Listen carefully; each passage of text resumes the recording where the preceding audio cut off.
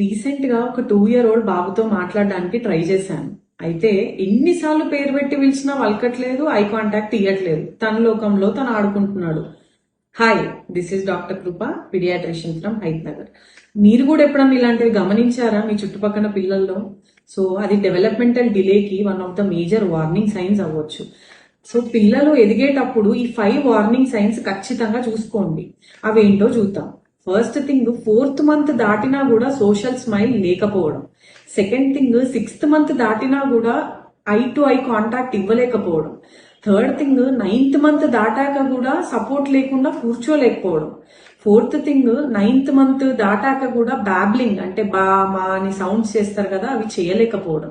And fifth thing, 1 year దాటాక కూడా మనం పేరు పెట్టి పిలిచినా పలకకపోవడం. సో ఈ వార్నింగ్ సైన్స్ మీకు సింపులే అనిపించవచ్చు, ఒక 2 నెలలు అయితే అవే వస్తాయి, కొన్నిసార్లు లేట్ వస్తాయి అని. కానీ ఎర్లీగా ఐడెంటిఫై చేస్తే ఈజీగా కరెక్ట్ చేయొచ్చు. సో పేరెంట్స్ ఈ వార్నింగ్ సైన్స్ ని ఖచ్చితంగా గమనించుకోండి.